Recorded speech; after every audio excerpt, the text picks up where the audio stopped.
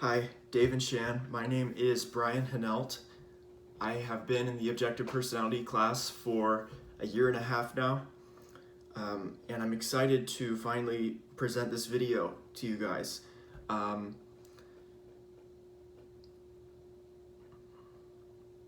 like to tell you about my journey in Objective Personality and where I have come from in terms of Myers-Briggs and personality typing. So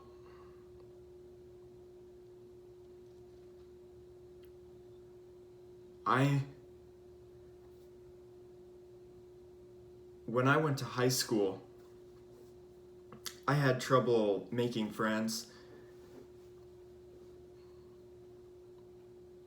I went to a small elementary and middle school, and when I went up to high school, it was a big jump, so they say. And when I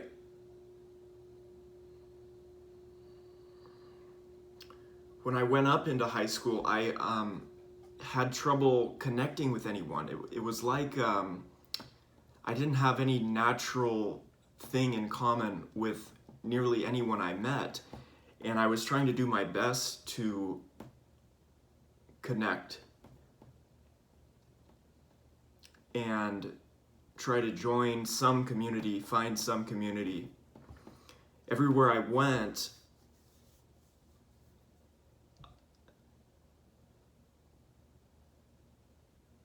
I felt incompatible.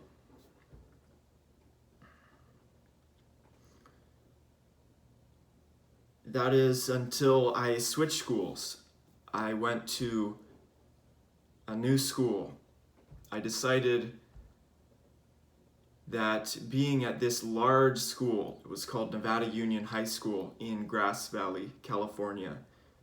I decided this large school is too big. I am not succeeding.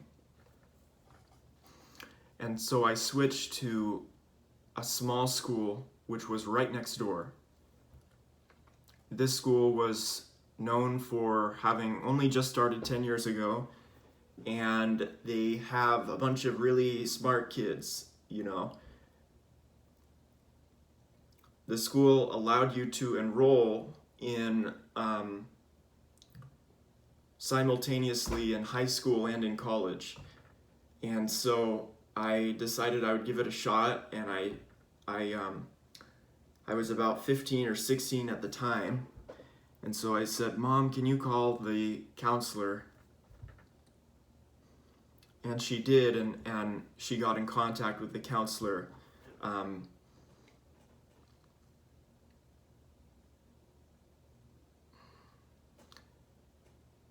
the counselor said, "You just called at the perfect time. Somebody just dropped out. You couldn't have gotten in because we're full, so someone just dropped out. And so we can bring your son in." And we looked at his grades. His grades are good, so we will bring him in.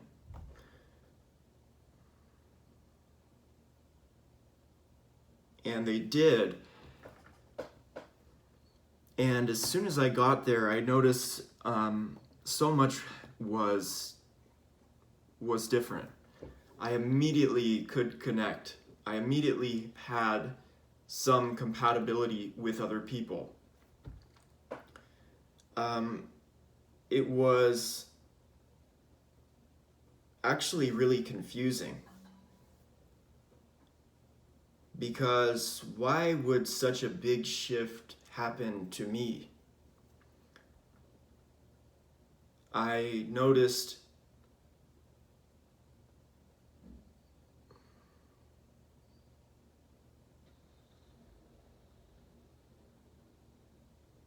even small things that I had taken for granted were better. For example, at Nevada Union, there's a lot of gum on the concrete that's been pressed down into black spots. There was none of that at this new school I went to called Godoti Early College High School, and it was on the Sierra College campus. Okay, so that explains it. It's basically part of Sierra College, and then they made a little high school in the college, and the high schoolers can take college classes for free. The teachers were better. The other students were happier and more friendly. They were willing to welcome me. They saw me for having some potential that NU could never find in me, and I could never find in Nevada Union, my previous high school. And at Godoti,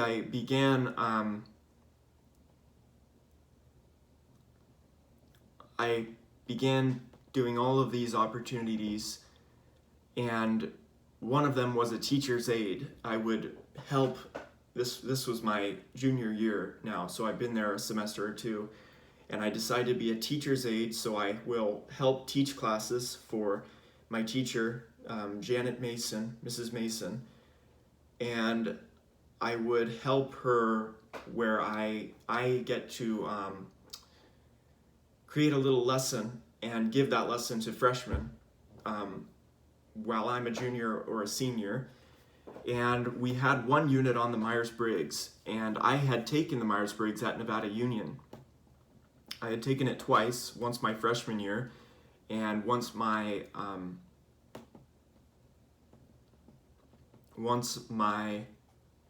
sophomore year. That's right. And then I had taken it once on my own time. And when I took it my freshman year in Mr. Hoover's class, I believe we took it on a Scantron, where you fill out the bubbles with pencil, and I got INFJ, and then I took it again on my own time. I got INFJ again, and then I took it in my I got INFP both those times. So let me restart. In Mr. Hoover's freshman class, I took it on a Scantron and got INFP. I took it again on my own time and got INFP. And then I took it in Mr. Blake's English class. I took it on a Scantron again, and I got INFJ. And I didn't even know what all the pop culture value was around each type. So as far as I was concerned, you just said, WWMF. Those letters meant nothing to me. I didn't have a bias, you could say, quite yet,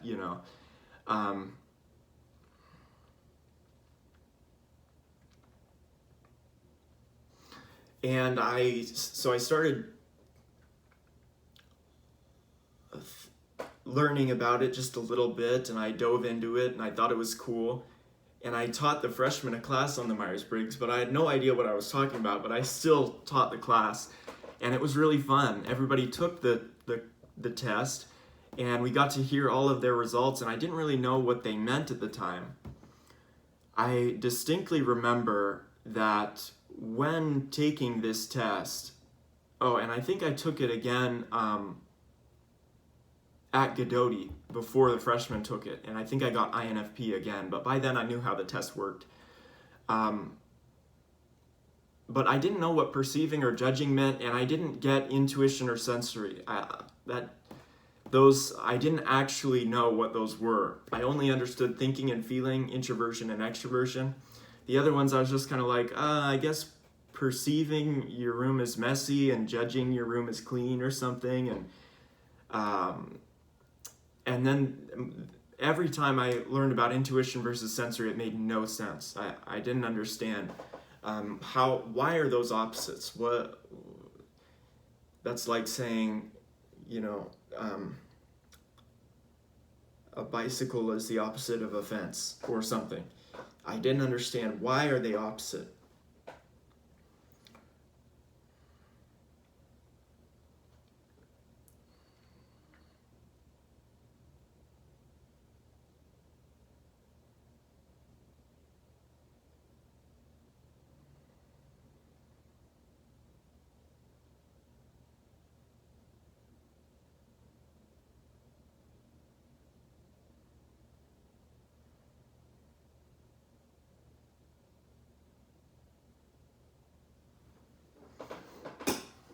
So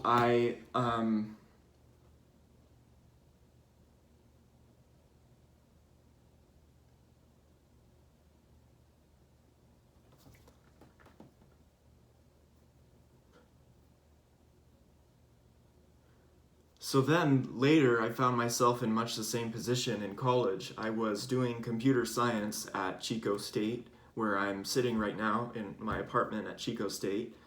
I'm 22 years old at the moment, and I'm in a major that I chose, which was computer science, and computer science didn't work for me at all. I found it completely unfit to my personality, and I didn't know why I couldn't do it, but I started to suspect it had to do with personality. And for some reason, I went back and I started to look at the Big Five. And when I got sick of that, because I looked at the Big Five, into the Big Five in high school, when I was first learning about Jordan Peterson,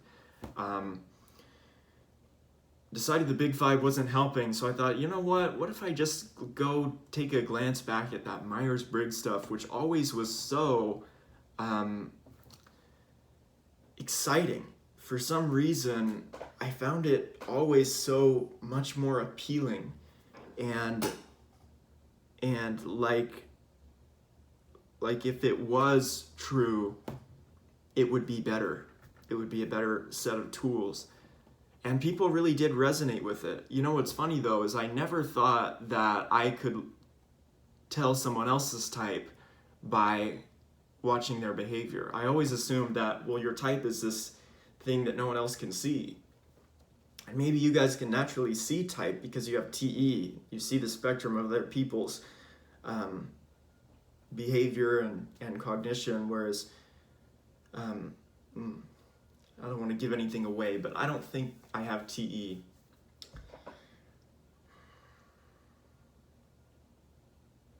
So I was in computer science and I was hating it, and I took 4 semesters of that, and I was frantically disappointed.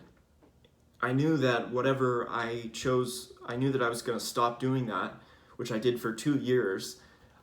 You only live 80 years. I gave 2 years of it, of my life to computer science, and so I was serious about it, and I decided that's what my life is going to be, and I'm going to have to figure out how to force myself into that, to where I can succeed. And I knew I knew through all of this stupid online advice that practice makes perfect and you can overcome any challenge.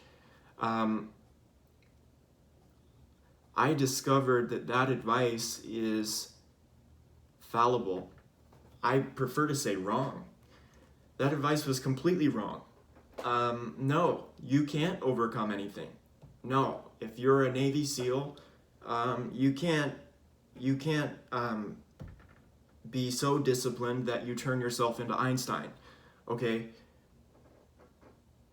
There is such a thing as nature, and that was what was screaming out for me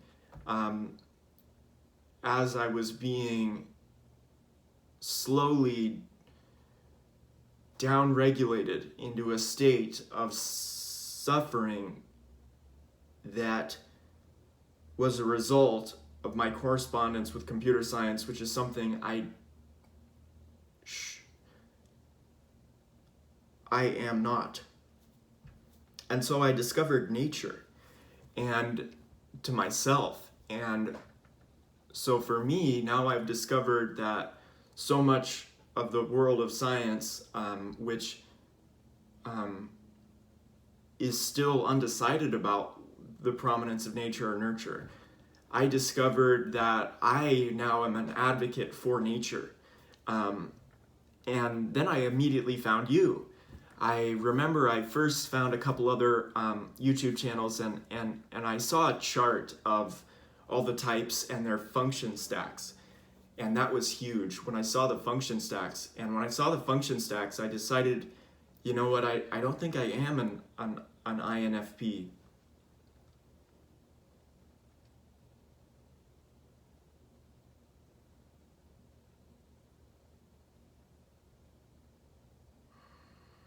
I remember when I first saw a video of you guys, I thought Shan was like a there was a thumbnail, because the first videos I saw were just Dave talking, and the first thumbnail I saw, I thought it was Dave's, a cutout of Dave, and then I thought Shan was just a stock photo, like Dave had ripped some photo of like a model off of the internet.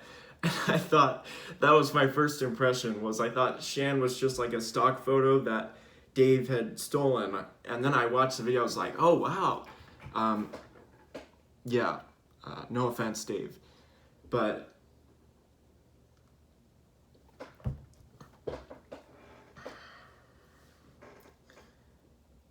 yeah, and I remember I immediately felt like I could trust what you guys had done, or there was something about Dave, like he was trying to deter me, you know? And most of the time people are trying to entice you. But Dave, in these videos, it was clear that he was trying to deter me. Like he was making this video, you know, but he was trying to make me go away. And that, you know, I'm not used to that. And I sort of just, I could sense that. I could kind of sniff that out as like, oh, he's trying to deter me. How intriguing. I look at more of your videos and I just start watching every single one on the YouTube. This is November 2019 that I'm discovering you guys. And before I even really found you guys, I was hinting at what type I think I really am. And I was like, oh my God, this might actually describe all my problems. Because I had never used type as a means of self-reflection into my own problems. But this discovery, I was like, wait a second, this might give me an insight into my problems that I have continually had as long as I can remember, which have been sort of haunting me, and I have not understood them. And now I'm getting a foothold into that, and I'm just being able to sort of chip away at what's going on, and I keep uncovering and uncovering, and it was really exciting. And then I found you guys once I thought I knew my new 16 type. That is to say, Myers-Briggs type based on the function stacks. As soon as I discovered the functions, I knew that was a big deal. I looked into socionics and other stuff with the other sort of function-oriented YouTubers. I remember I found Megan Lavota, Frank James, Eric from Talking with Famous People, all before I found you guys. I was looking into, okay, who is actually taking this seriously, who has some videos. I didn't read a lot of like forums or anything. Of course, there's plenty of material that is just text or a website. But I wanted to look at YouTube videos because that's easier for me to learn from. So when I discovered you guys, I was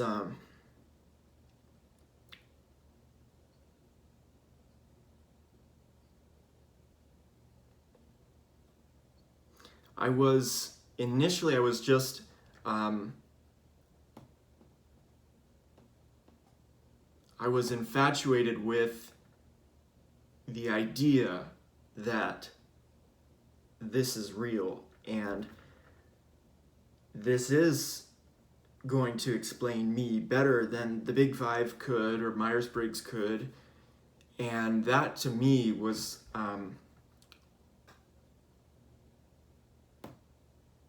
I sort of had hearts in my eyes, so to speak, with what I was seeing unfold before me.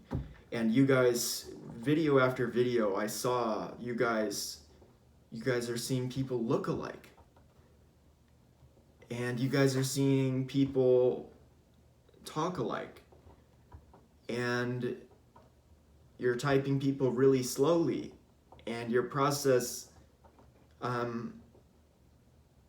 is falsifiable. And, you know, it's like I just kept getting more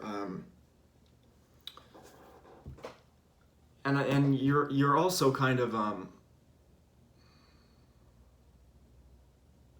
shocked that this could be true. How did no one since the Enlightenment, all these guys who are just so smart, discovering science, how did they not catch this? And I think Dave has said that before. You know, how, you know, and then another thing is, I don't know how you guys discovered the animals. I don't know how you didn't mess that up. You'd think that all these anthropologists and all of these zoologists and historians and behavioral psychologists would have been able to see the animals. But you guys said you had faith in the number 4, which is not like a scientist to create a hypothesis based on faith in the number 4, which comes from Carl Jung, who had faith in the number 4 because of his study of the 4 elements of astrology, of alchemy, of all these weird things. There was a lot of faith that sort of you know, contributed to this, which is kind of nice.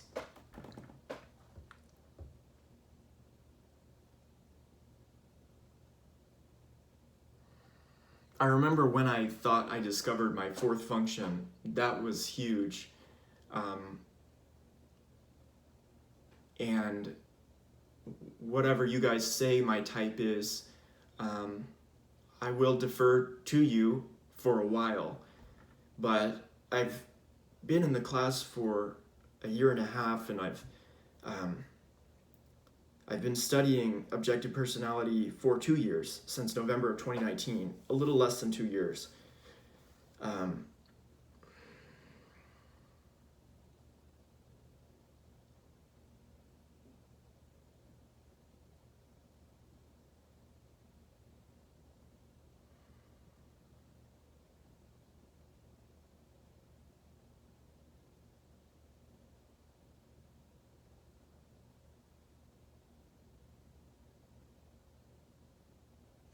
And I told my brother, my brother's name is Jesse, he's also in the class, and he's 5 years older than me, and I wanted somebody else to know about this, because I felt like if I had to be the only one in my circle who knows about it, then I won't be able to talk to anyone about it, and that would be agonizing to have this as a secret, or, you know, I thought about it, I thought, you know, this would make me really, like, powerful,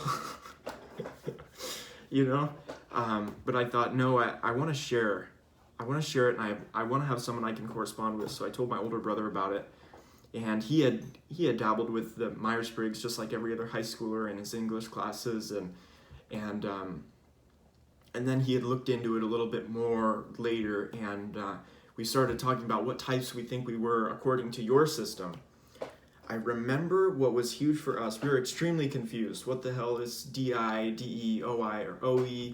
What is observer or decider? Wait, why are the observers worse at observing and the deciders worse at deciding? Oh, they're single decider and single observer. Oh, okay. So a single observer is a double decider. Oh, okay. And that was initially very confusing until we saw that Rhett and Link video where you explained that deciders are all about people and observers are all about things. When we saw that video, we just started at a sort of a super fast pace of understanding and getting to know your system. A couple months later, I decided I'd join the class, and my first person I typed was Aaron Alexander. And I went off and I looked at the class doc and I erased all the types. I figured I would forget most of them, even though I looked at that class doc like I was discovering the map to El Dorado or something when I first saw it.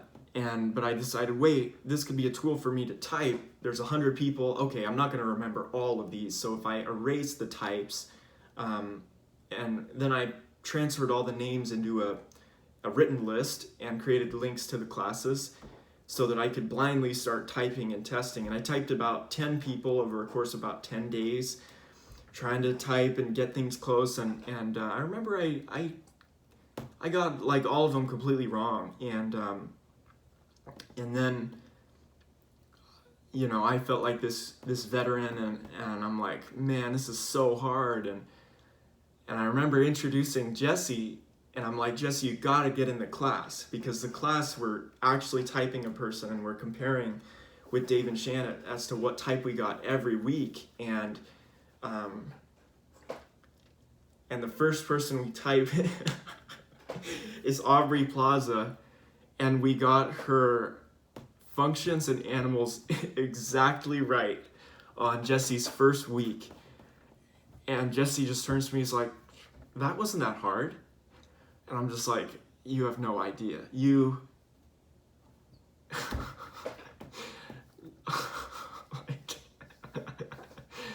Just wait. This isn't gonna end well.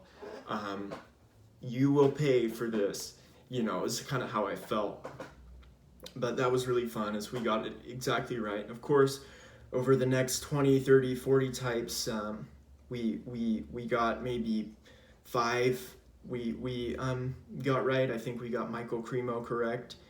We got Felicia Day correct. All the others we just kind of got close. Like I got, I got ESFJ for Kit from Practically Perfect and things like that, where I was getting close. Like I would get in the same blast box or the same play box or maybe the same animals, but I would always be like 3 out of 9 coins, 4 out of 9 coins. But now in the last 40 classes, I've sort of pushed my average up to where seems like the median amount of coins that I get with you guys, and this is where I am right now, is 6 out of 9. So I'm at a 6 out of 9. That's sort of my average, between 5 out of 9 and 6 out of 9 coins in common with you guys. And so I've been in the class for, so that's, we just did 179, and I joined the class at class 112. So that's,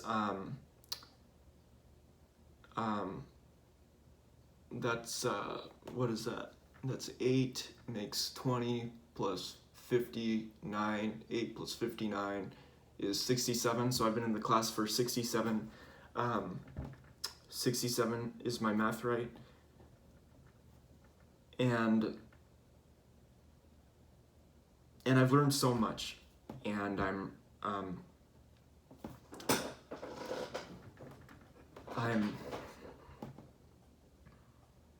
enjoying the gift, which is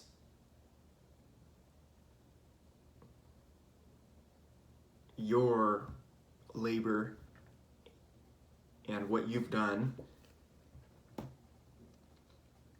So thank you.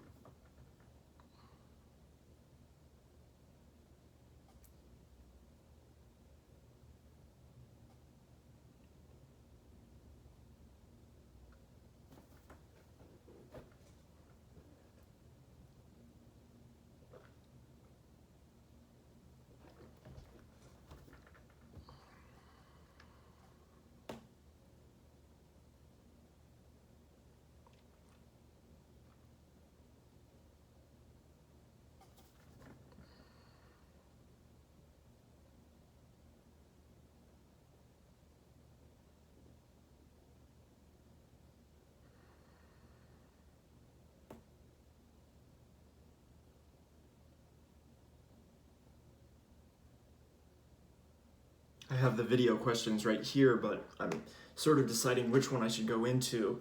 And I'm also thinking about maybe I'll just give you guys some background into who I am. So like I said, my name is Brian Hanelt. I'm 22 years old. I was born and raised in Grass Valley, California. If you're driving, it's about 11 hours south and a little bit east of Portland, Oregon. Grass Valley is basically right between Sacramento and Lake Tahoe. It's in the foothills of the Sierra Nevadas. Grass Valley is gorgeous in the springtime because all the oak trees turn this really bright kind of baby green, and the sun shines through the leaves, especially around my house's elevation. It just turns, all the trees turn this green gold, but it's only for about a month and a half. The rest of the year, my parents are scared of fire danger, or at least they say they're scared of it, because there's been a lot of fires in Northern California. But I was born and raised in this little town of Grass Valley. Surrounding Grass Valley is Nevada City to the north, which is very close. The towns are practically merging together, and Penn Valley to the west. And Penn Valley is where all these like conservatives are. It really flattens out into Penn Valley. All these people have their farm animals and stuff, and that's where everybody retires. It feels like Penn Valley is stuck in the 80s. Sometimes we call it Pentucky. And then Nevada City, you go into the mountains and it all turns into pine trees as you go a little bit up in elevation. And there it's just super liberal. You've got all these people, you know, kind of, we joke, there's a lot of white people with dreads in Nevada City. And Grass Valley is kind of in the middle of that Venn diagram, funny enough. And that's where I was born and raised. You know, Nevada City, there's all these stores where people are selling rocks and dream catchers, and there's all these multicultural stores selling little colored sarong or some sort of like fabric or crystals, selling crystals. Barely any parking in Nevada City, plenty of parking in Penn Valley. You know, a lot of wealthy people are up in Nevada City because it's so nice.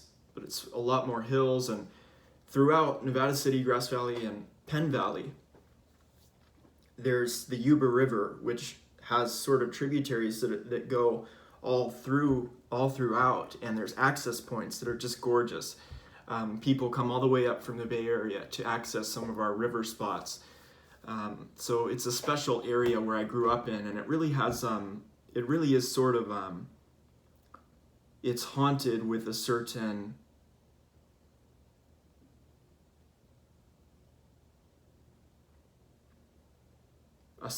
silly ghost is looming over us, which loves us and swaddles us in the comfort of a small town vibe, even though we're in Northern California, where, I don't know, do you ever think of a small town vibe when you think of California? Usually you think about that with the Midwest or something, but definitely has this very small town vibe. Can't go anywhere without seeing everybody you know, which is exhausting. I was born and raised there, and I was born to my two parents, my mom and my dad.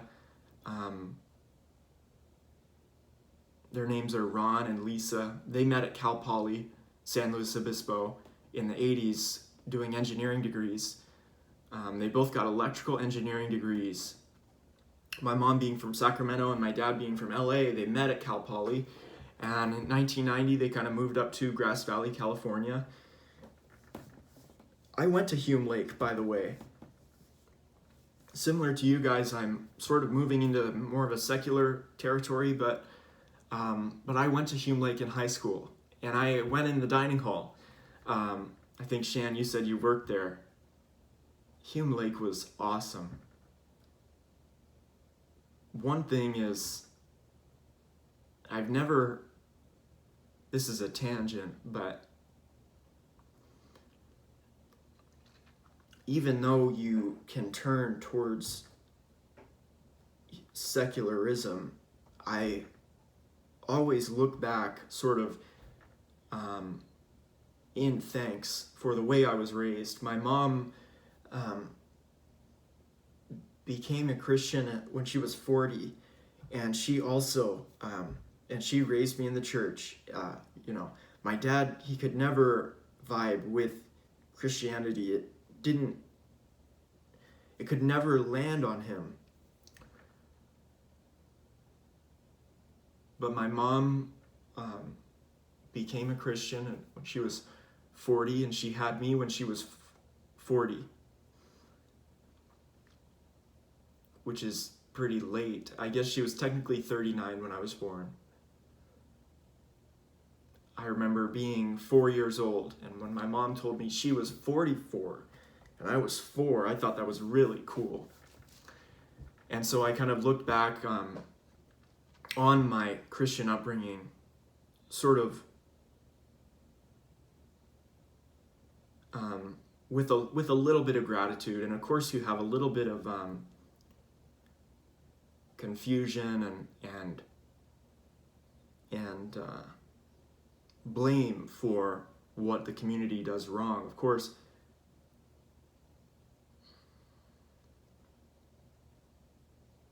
it's just not the same.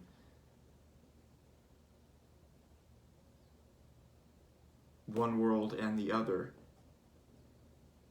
But they're both real. And so I enjoyed Hume Lake, and I enjoyed a lot of, I'd say a vast majority of what I am, I got from my Christian upbringing. Then when I got into high school, I went to Nevada Union and I joined a debate team. In that debate class, there was this girl named Lucy who I was immediately attracted to. I found her, it's like she had a glowing outline, I had one period of the day with her, and I remember my heart rate would just go up before that period when I was walking to class, just because I would get to see her and maybe say something to her. And it was a debate class. And I thought, what if I tried to join that? What if I could do that? Well, no, I can't do that. I can't do it competitively. They did it competitively. It was really hard and scary and intense, and all these ideas came at me about communism and fascism and problems politically, socially, philosophically. It all came at me at once, and I was a freshman, and it did a number on me, and a lot of the ideas were influenced, especially some of the later arguments were influenced by what we all called Marxist, and then separately postmodernist, and we talked about those ideas, and there's no other way to talk about them. But if you've experienced the ideas, they have a very deliberate signature. And those did a number on me. I just had no way of defending myself against those ideas, and I thought, what if that really is true? What if we? I remember one kid came up to, or he said something in class like, humans should just stop reproducing, and we should just sort of stop reproducing until there are no humans left. And coming from a Christian upbringing, I was still a Christian my freshman year, or devoutly, ideologically Christian. And I remember just that was a war inside my my whole spirit. And it could be agony sometimes, because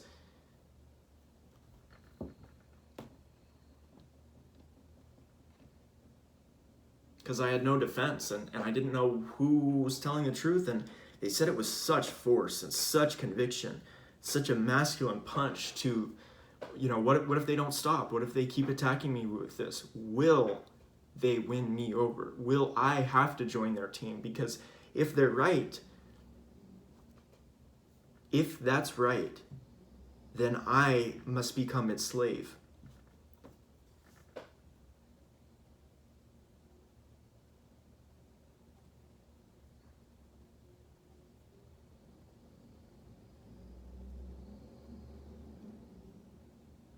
I remember that was the core of my fear. Everything else I just said, ignore that. If those ideas are right, I have to become a foot soldier of the enemy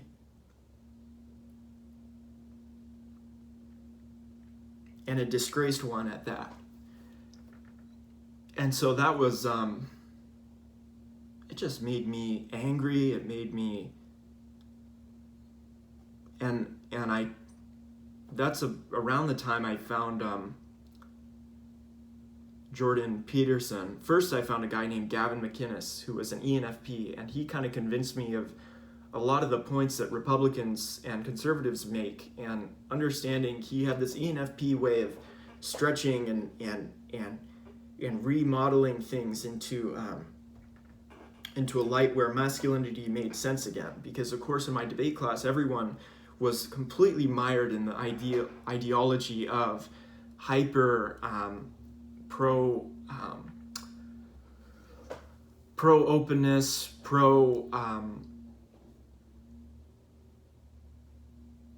just a hyper openness. It's like, okay, so I was raised Christian, and now all of a sudden I'm being introduced to ideas such as the LGBTQ, which is, of course, still vitally important subject matter, but they just attack me with hyper openness. Okay, and now transgenderism and the ideas of what was that one postmodernist name? Not Derrida, but what was that postmodernist name? It wasn't Derrida.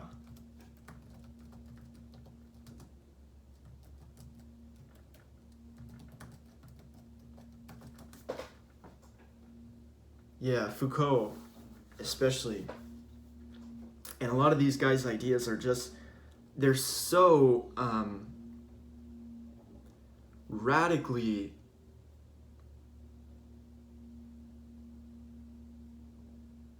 nonsensical, and then they force the nonsense into a position where it makes more sense than sense. And Foucault, of course, if you look up his history, he was raised Christian to really, really wealthy parents, but he was gay, and he went, and I think one video said he went to a nightclub and had sex with a transvestite. Okay, now imagine that person in idea form, and then they attack all of your values with the resentment of having to have lived a life which was outcasted because of the Christian evils. But I'm raised in evangelical Christianity, which is baby Christianity, where everybody is loved and happy, and we sing joyous songs that are heartwarming. And so it was all so confusing, because there still is a place for traditionalism, where we need to retain masculinity and femininity in its classical forms, because that's a means of compatibility.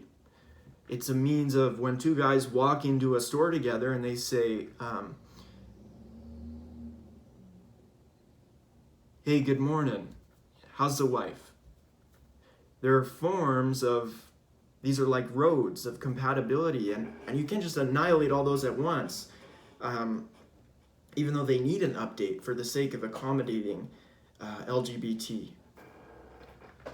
It was still a war inside me growing up that was really hard, and I found Jordan Peterson, and he taught me a lot of things, where he gave me so much more insight into what was going on, and he really, really helped me a lot, because I wasn't going to get anywhere without him.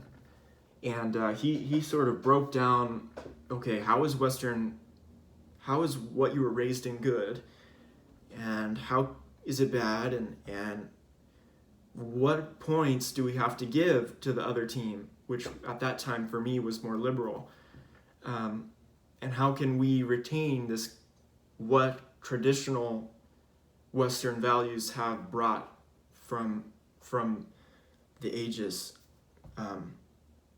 What needs to change, what needs to be radically destroyed, and what needs to be saved. Jordan often says, don't throw the baby out with the bathwater. And so it's like, okay, our generation is about to inherit this. Okay, it's going to be new in our hands, and we can destroy it. We can annihilate it if we want to, but at least let's do it with let's at least know what we're doing. Of course, I don't have an NESI ability to really understand it, but I do have a connection to that. And even though I'm only half in it, but I am half in it. Like that whole half is over there, you know?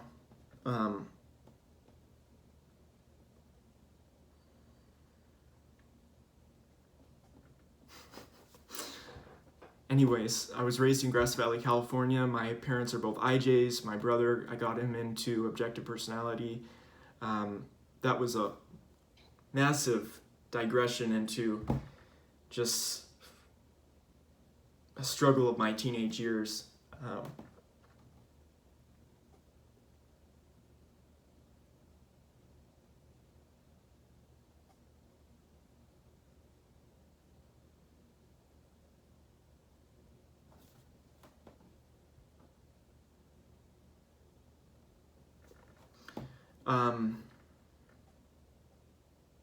Oh yeah, I was talking about Hume Lake. I enjoyed Hume Lake. I enjoyed my Christian upbringing. I sort of moved away from it, similar to you guys. And now I'm in college, and I've switched to psychology. And I'm very excited about objective personality. I created a program that allows me to track my data.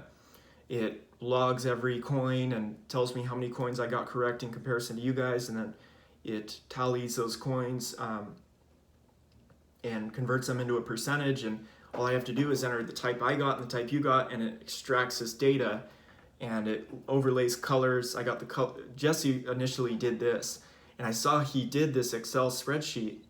I was like, oh wow, what if I could create a simpler version, because he had a lot of boxes. What if I could create like half the boxes and have it automatically load, so I don't have to do that much work, but I can still track my data. And I've been tracking my data, my averages for, I'll just go through it real quick, and maybe I'll show you a quick demonstration here as I'm reading to you my data of what my program does and how it looks. So between 170 and 179, my running accuracy to 512 was 58%. From 160 to 169, my running accuracy to 512 was 62%. From 150 to 159, my running accuracy to 512 was 61%. For 140 to 149, it was 59%. For 130 to 139, it was 59%. For 120 to 129, it was 56%. And for 112 to 119, it was 49%. So I've inclined from 50% to 60%. Now I'm stuck at 60%, and I'm sort of plateauing there. But I'm getting more insights, and I'm learning, slowly seeing and discriminating between what's going on with the animals, the functions, especially the human needs, have been so hard. Observer, Decider have had some massive progress in seeing that. Intuition and Sensory, Thinking and Feeling, made a lot of progress. In 160, I got a lot of thinking and feeling correct. I got it correct 6 weeks, 7 weeks in a row. 6 weeks in a row.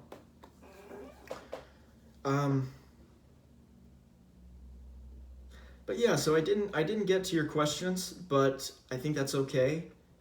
And it's so great to meet you guys. I hope you've at least enjoyed this video and have gotten to meet me. If there's anything I've left out or any questions you have about me, I would love to correspond with you guys in the future. I think, you know, I love objective personality because I think it has a lot of power to heal, because confusion leaves a wake of destruction in your deepest feeling. It'll wreak havoc if you are so confused and you're taking all these hits and you don't know where they're coming from. And when I learned about objective personality, it helped me see so much more, and it was like healing, kind of, I'd say.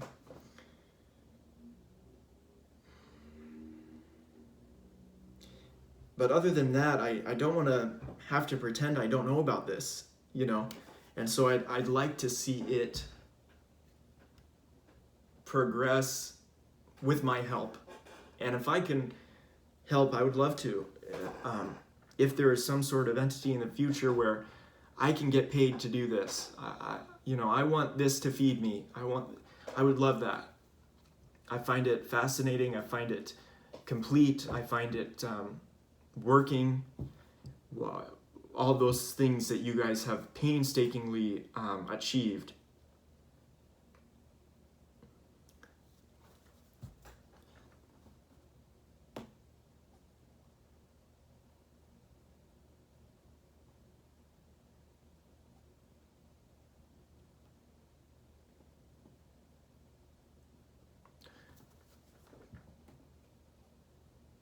Okay, thank you for watching. That concludes my video for the Objective Personality Typing Service.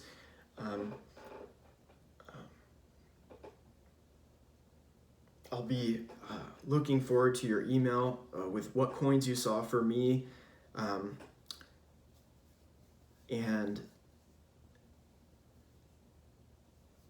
I would love to be able to somehow get to meet you guys, interact with you guys, or go to a meetup or something. I think that would be great. And obviously you guys are very busy.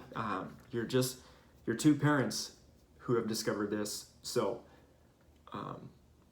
but the future is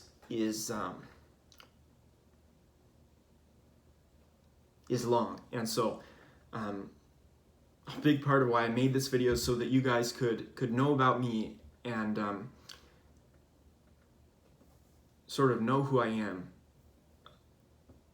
So thank you both, and I hope you have a good month and a good remainder of 2020. I hope you stay well and stay in good spirits. So thanks, guys. Bye.